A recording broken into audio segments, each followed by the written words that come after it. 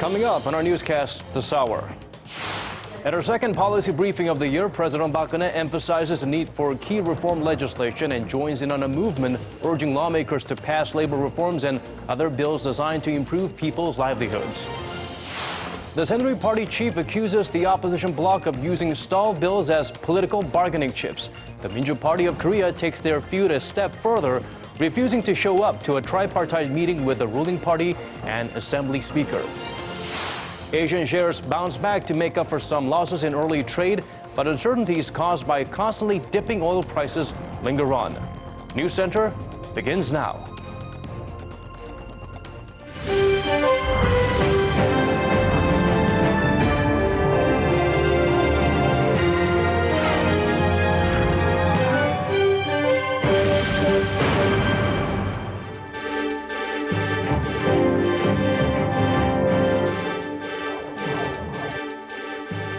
Hello, welcome to our Monday evening's edition of News Center. I'm Daniel Che filling in for Moon Geon-young. Korea Science and Culture Ministries are focusing on plans to help realize President Park Geunhye's vision for the creative economy and cultural convergence. The ministries laid out their plans in a briefing for the president. Kim Ji-yeon brings us a summary of the second of 5 sessions President Park will have with government bodies this month. 6 government offices, including the Ministry of Science, ICT, and Future Planning, outlined their policies for the year in a briefing to President Park Geunhye on Monday. Their focus will be on boosting the government's growth initiatives through its vision for achieving the creative economy and cultural convergence. The ministries pledged to work toward creating a mutually beneficial corporate environment among the country's big conglomerates, startups, and small and medium-sized companies by utilizing a network of 17 creative economy centers dedicated to spearheading regional innovation and entrepreneurship. We plan to make employment zones in the Centers for Creative Economy and Innovation by June and help build infrastructure for digital cultural content through creative economy valleys in Seoul's metropolitan districts of Sangam and Pangyo, which are expected to become Asia's largest startup and cultural hubs. The ministries also hope to inject a combined $65 billion into nurturing core growth industries such as fintech, short for financial technology. The Centers for Creative Economy and Innovation were built across the country to offer a wide range of practical support to IT startups to increase their investments, expand their client base, and provide opportunities for overseas expansion. Aside from that, the Culture and Tourism Ministry plans to dispatch 1,000 artists to 300 companies to help nourish innovative thinking and create cultural platforms. It also hopes to lift the number of inbound tourists to 20 million by creating leisure and entertainment complexes equipped with shopping and casino facilities. The Health Ministry says it will work toward easing regulations in the biohealth sector and support the development of telemedicine systems in rural areas. The Korea Communications Commission says it will ease regulations to allow ground wave channels to broadcast in ultra-high definition, in addition to increasing the number of startups using location-based services. Kim Ji-yeon, Arirang News. At the nation's top office, President Park Geunhye has joined a public movement calling on lawmakers to promptly pass pending economy-related bills. After receiving a second policy briefing from her economy team on Monday, the president signed the petition that aims to gather 10 million signatures. Song Ji-sun has the full story. During a keynote speech ahead of a second policy briefing meeting for this year, President Park warned that Korea could face another financial meltdown if labor reform and other bills aimed at improving the livelihoods of the public are not passed. She wasted no time in signing a petition calling on the National Assembly to expedite passing those bills, saying time is ticking. Business organizations have started a campaign to gather 10 million signatures from the public to urge lawmakers to pass pending bills to revitalize the economy. 이것은 국회가 그 역할을 제대로 못하니까 국민들이 나서서 바로 잡으려고 하는 것이 아닌가 생각합니다. 앞으로 국회가 국민들로부터 아예 외면당하는 이런 절박한 상황까지 가지 않기를 바라고 부디 국민들과 경제 단체들의 이야기에 귀를 기울여서 최대한 빨리 입법 문제를 도와주시기 바랍니다.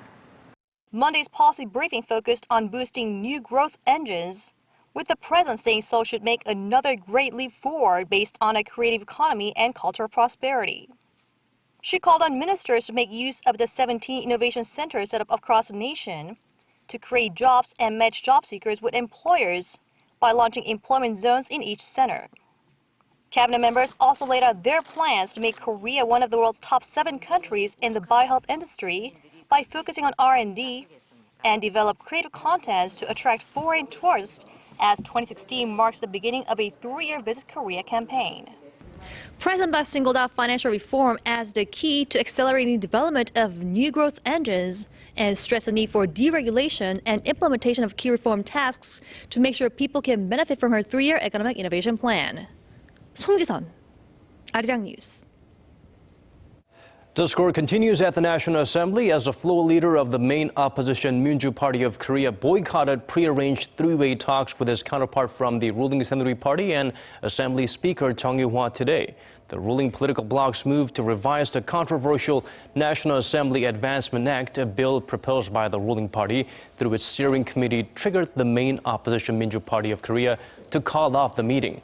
The opposition claims the ruling party strategically planned on settling the contentious parliamentary bill unilaterally without having it on the agenda for the plenary session. The opposition bloc urged the ruling party to nullify any progress made by the committee, vowing not to participate in any upcoming meetings. The Assembly Speaker had planned on trying to mediate differences between the parties on pending bills and redrawing the country's electoral map. The chair of Korea's ruling Saenuri Party held a New Year's press conference on Monday. Kim Moo-sung stressed the need to carry out broader reforms in 4 major areas, namely labor, finance, education, and the public sector. Our Kim Young-gil tells us more. The ruling Saenuri Party chief Kim Moo-sung stressed that reform of 4 sectors was essential to breathing new life into Korea's economy. Undertaking structural reforms in labor, finance, education and public sector will help rebuild Korea's economy and spur growth through deregulation initiatives. Labor reform is critical to job creation, narrowing the wage gap and improving job stability. High youth unemployment has emerged as a major social problem in Korea, prompting calls for more active measures to address the issue. Kim urged the main opposition Minjoo Party of Korea to stop impeding progress of economic and labor reform bills, accusing them of using related bills as political bargaining chips. The ruling party chief also stressed that the continued threats from North Korea are weighing heavily on Seoul's fragile economy. Security-wise, North Korea's 4th nuclear test is heightening tensions on the Korean peninsula and in Northeast Asia. Seoul's economy continues to feel the burden of security risks posed by the unstable communist state in the north. Kim claimed the recent provocation exemplifies the need for Parliament to pass a terrorism prevention bill as well as a North Korean human rights bill to protest human suffering under Kim Jong-un's rule. Now that the ruling Saenuri Party chief has delivered his message, we'll have to wait and see how the opposition party chief responds to the request in his New Year's address on Tuesday. Kim Young-gil, Arirang News.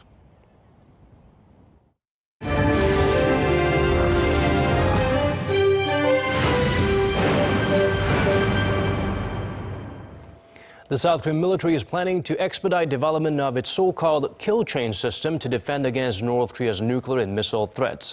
Officials decided to speed up the process following Pyongyang's 4th nuclear test. Kim Hyun-bin has the latest on the upgrades.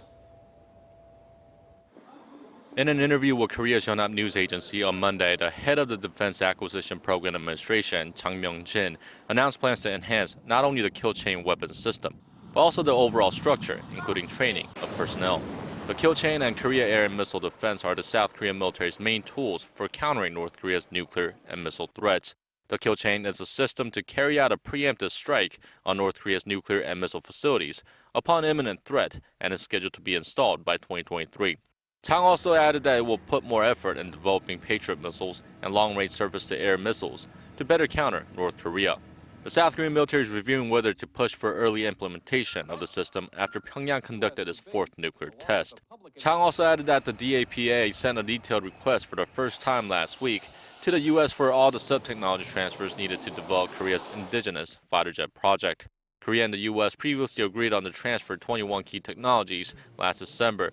Chang says discussions on technology transfers could take up to 3 years, but emphasized that other options will be explored to continue the project should talks with Washington break down.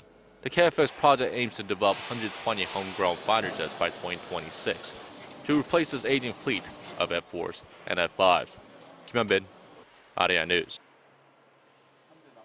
The latest nuke test helped North Korea paint itself to an even smaller corner again as global efforts to punish Pyongyang gains more momentum.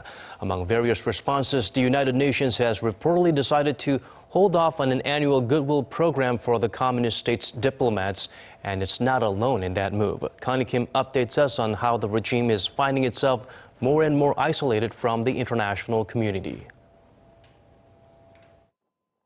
The international community has been sending out a strong message to North Korea in response to its fourth nuclear test.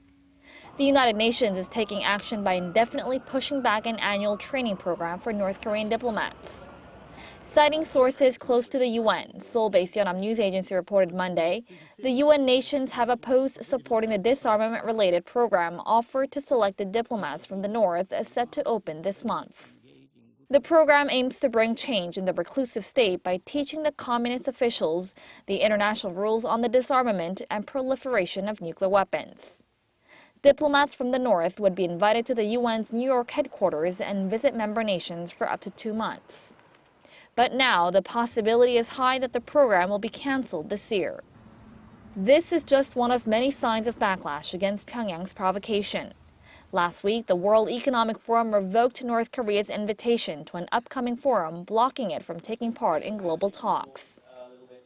We invited the DPRK to the annual meeting in Davos because at the time being there have been some convincing, encouraging signals out of DPRK that there maybe is an opportunity for international global dialogue.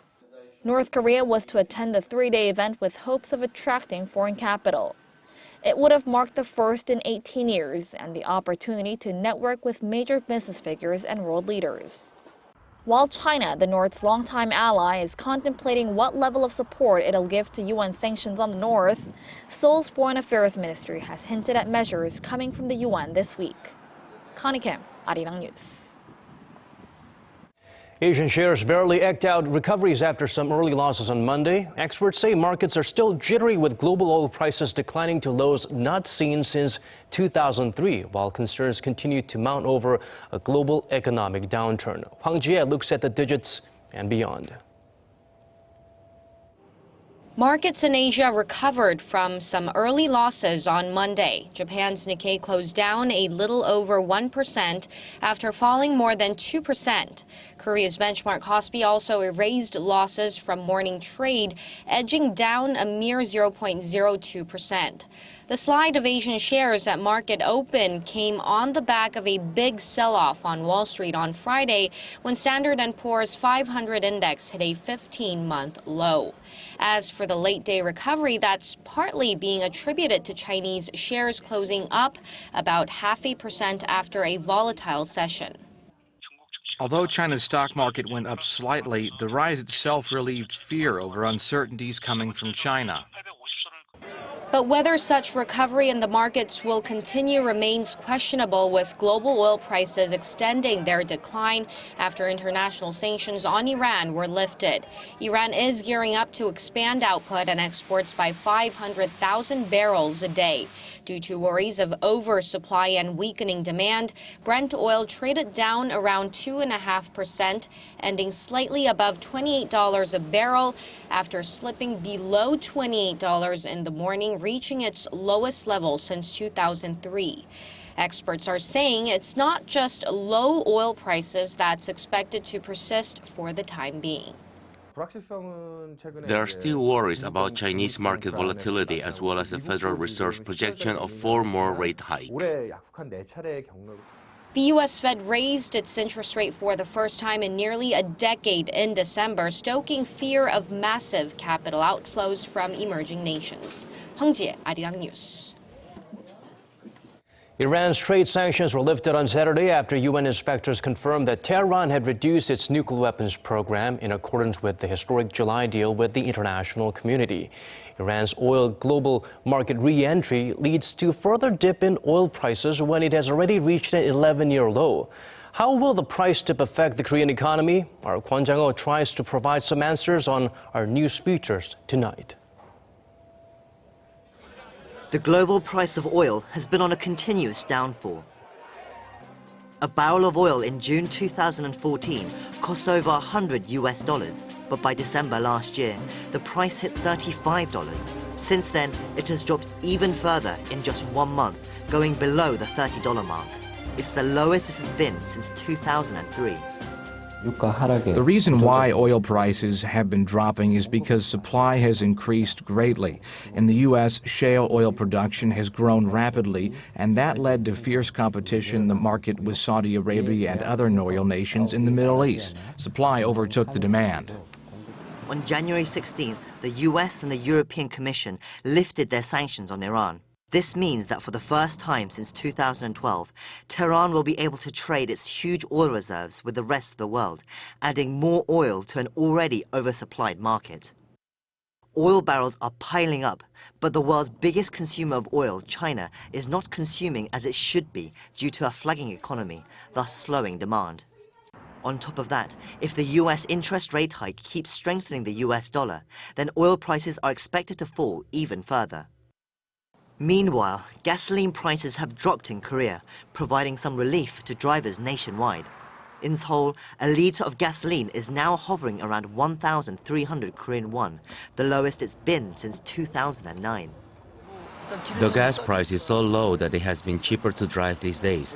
In fact, when I fill up $30 worth of gas, like I used to do, I definitely seem to get more mileage. I can notice the difference. For the same price, we're getting more gas, so it's helping cut our expenses. This 500 milliliter bottle of Coke costs 1,900 won. That's just over $1.50. That means now a litre of gasoline costs less than a bottle of soda, a fact that isn't lost on Korean car drivers.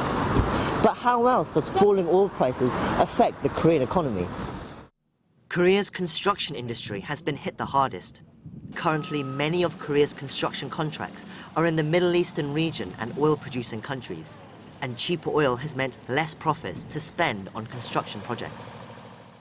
Revenue from overseas construction projects has been falling since 2010, and for the first time in 6 years, it has dropped below the $5 billion mark.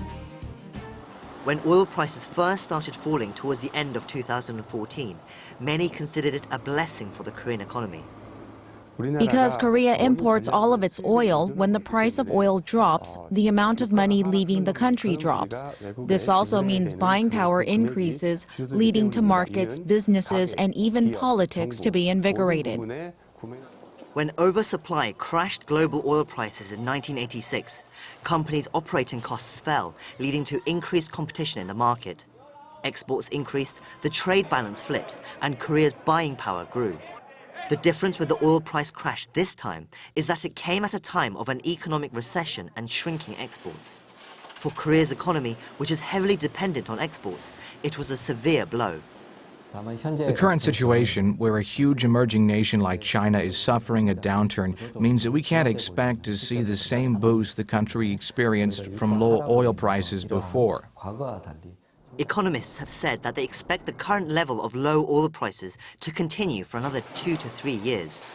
To minimize the negative effects of falling oil prices on the Korean economy and maximize opportunities, experts urge for the need of industry reforms.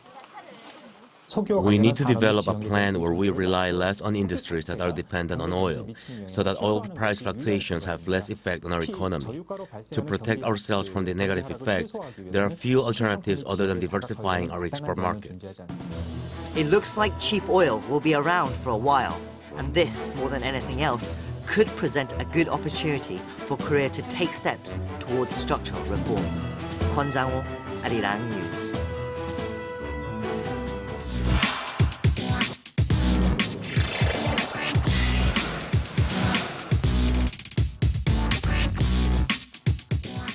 Well, there are abounding changes in the global economy, but none quite like the double jolt that struck with two major events in recent weeks: the lifting of decades-long economic sanctions on Iran and the launch of the China-led AIIB. To delve deeper into how these two events will reshape the world and some valid options to prevent economies from falling behind with the changes, we turn to Professor Shin.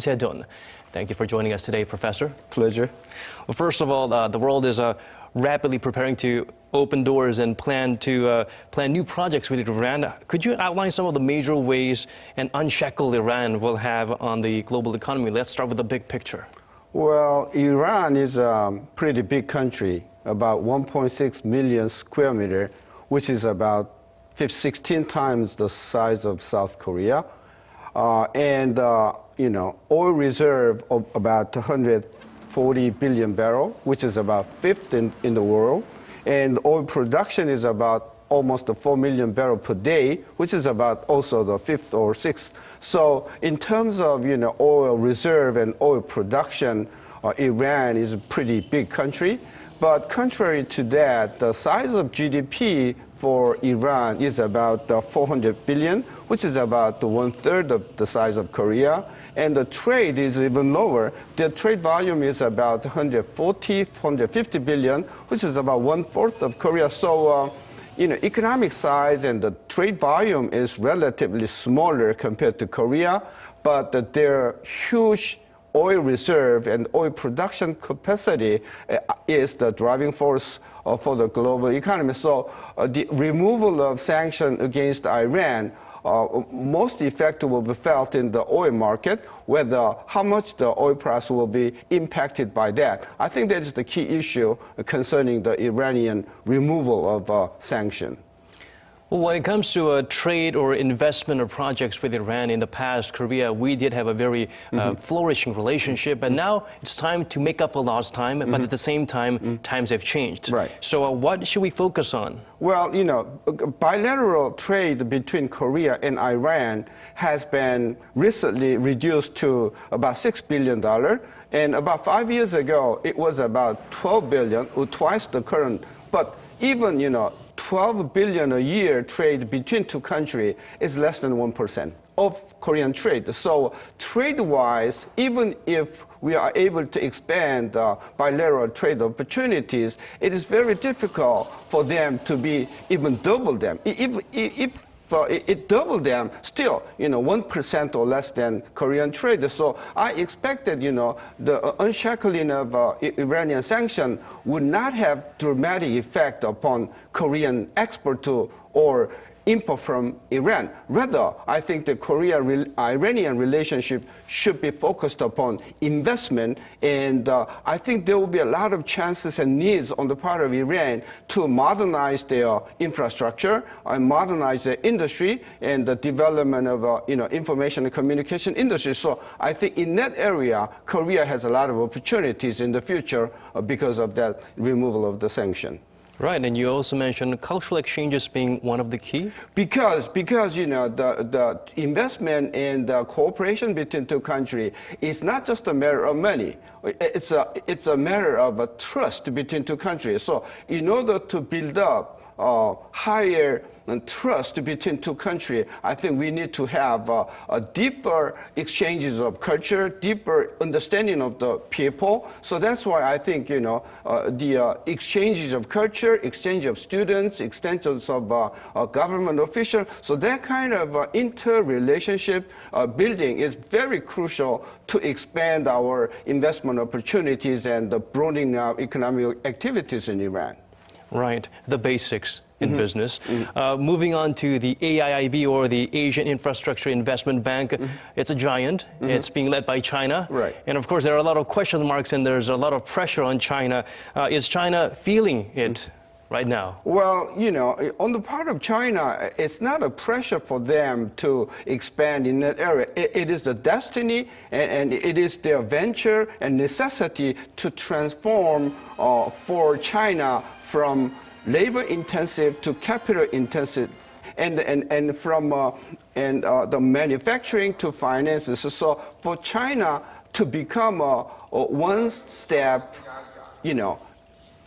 up upgrade their economic statuses. I think that kind of building institutions to broaden their investment opportunity in that infrastructure is really necessary and inevitable, as the United States has done that about 60 years ago, right after the Second World War, like building IMF and the World Bank, and after in 1960s ADB. It's the same purpose. So for China, developing an initiation of AIIB is a kind of a necessary step for their enhancement of economic stance.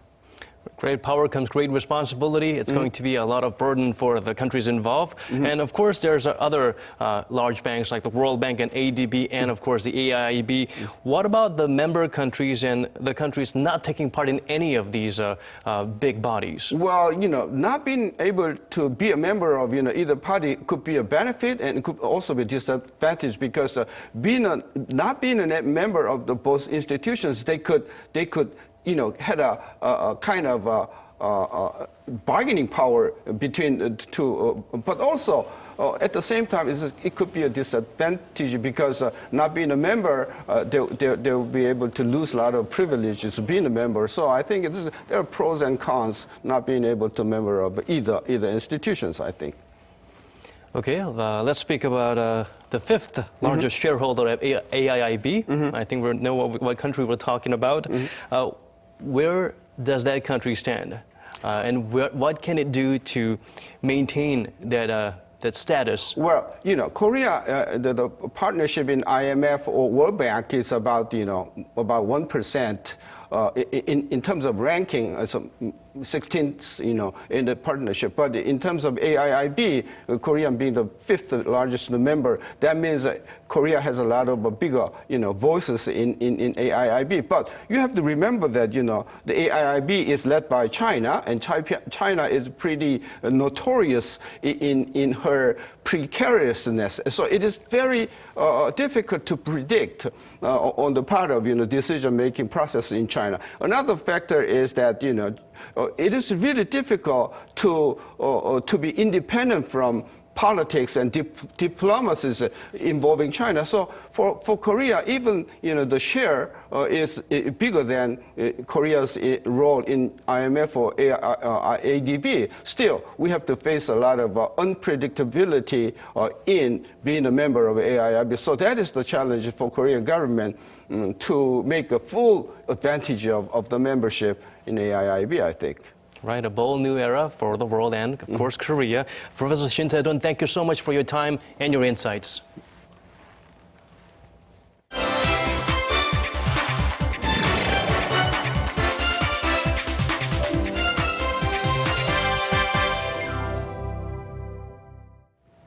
For our first story, we focus on the United States. Of course, the presidential race, the beginning and the preparations for it has begun.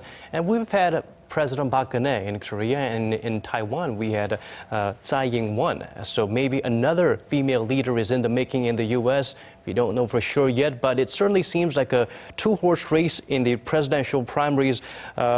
We have Bruce Harrison joining us in the studio right now. Bruce, the candidates attacked one another on Wall Street reform, healthcare, and gun control. Do we have a clear front-runner emerging from the event this time? It's hard to say, Daniel. I like what you said there, a two-horse race at this time. There were three candidates on stage, including former Maryland Governor Martin O'Malley, but it's really Secretary of State Hillary Clinton and Vermont Senator Bernie Sanders battling it out. They only have the numbers right now that could propel one of them into a challenge against the Republicans this fall. Going into the debate, Clinton led in the polls nationally, but Sanders has been closing the gap in early voting states. The two sparred intensely over health care, with Clinton accusing Sanders of planning to tear up President Obama's signature Affordable Care Act in an attempt to start over. No one is tearing this up. We're going to go forward. But what the Secretary neglected to mention, not just the 29 million still have no health insurance, that even more are underinsured with huge co-payments and deductibles. Tell me why. Clinton and Sanders also criticized each other's records on gun control. Ahead of the debate, many voters were still uncertain which candidate they were leaning toward. Well, it's been like up and down. I am really looking forward to hearing everybody. I haven't made a decision who else I'm going to vote for yet, but I'm just waiting to hear everybody's views. First primary contest is in Iowa on February 1st, followed by the New Hampshire primary a week later. A new report shows the rich keep getting richer while the poor keep getting poorer. Anti-poverty charity Oxfam said the wealthiest 62 people in the world now own as much as half the world's population, roughly 3.3 billion people. The report said the richest 62 people's wealth has risen 44% since 2010, while the wealth of the poorest 3.5 billion fell 41%. Oxfam said much of their wealth is held offshore, and if governments were able to tax it, particularly in Africa, it could pay for health care for children that would save millions of lives a year. The study was published ahead of the World Economic Forum's annual meeting this week in Davos, Switzerland, where politicians and business leaders will gather to discuss rising inequality. Now let's move over to the realm of sports. We're going to talk about tennis. Some of the world's biggest tennis players are slamming it out for the Australian Open title this week. And also very busy deflecting questions of corruption allegations. If only Maria Sharapova was there, she'll probably be able to quiet down noise with her screaming. You never know. She's pretty loud on the court. But Probably. You're right. There's been some reports this week from the BBC and BuzzFeed, as far as I know, those two media outlets, that many of these top-tier tennis players did throw matches. Apparently 16 of the top 50 have been flagged repeatedly to the World Tennis Anti-Corruption Unit. An official with that unit, which is called the Tennis Integrity Unit, said he wouldn't comment whether any of those players on the Pro Tour were under investigation. Media at the Australian Open spoke to some players who expressed surprise about the claims. Not that I'm aware of. When I'm playing, I can only answer for me. Tennis authorities have rejected the reports by BBC and BuzzFeed, alleging they failed to address widespread match fixing. Well, I guess we should be glad that it's better late than never in terms of rooting out corruption. At least it didn't snowball into the state of FIFA. Well, of course, you know, the FIFA is still dealing with that, and these allegations, we have no idea exactly if they're true yet. If they are, yes, it would be another major blow to the world sports industry, athletics, like you said, on the heels of FIFA. Well, thank you for those stories today, Bruce. My pleasure, Daniel.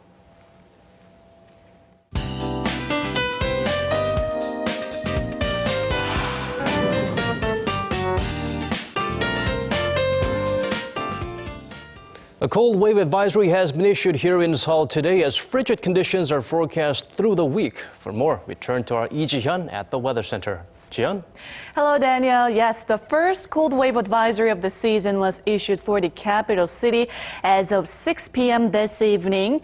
And all-day readings have stayed below freezing, and with the wind chill factor, it felt like below minus 10 degrees Celsius all day long, even with the sun out. I know we are in the coldest time of the year, but the chill outside is bone-numbing and feels much colder than normal. Right. The current cold snap, though, is being brought on by a very strong cold anticyclone that continues to hover nearby and have an effect on the Korean peninsula. And not surprisingly, cold weather alerts are being placed across much of the country, including here in the capital. And if you're going to be in the capital region tomorrow, be sure to bundle up and brace for the coldest day of the season, as the daily low here in Seoul will start out at minus 14 degrees Celsius and minus 7 for Daegu, and even Busan will start out at minus 6 degrees Celsius tomorrow morning. And don't be surprised to see the daily highs, as this Seoul will only top out at minus 8 and minus 3 for Daegu and 0 over in Busan. But at least it's going to be sunny skies here in the capital, while Jeollado provinces as well as Jeju Island will have a very snowy day tomorrow, with heavy snow advisory being in place in those regions. And as for the weather outlook, this week is going to be the coldest week of the season, as we can see from these numbers. So take extra caution while outdoors. Now that's Korea for you, and here's a look at the weather conditions around the world.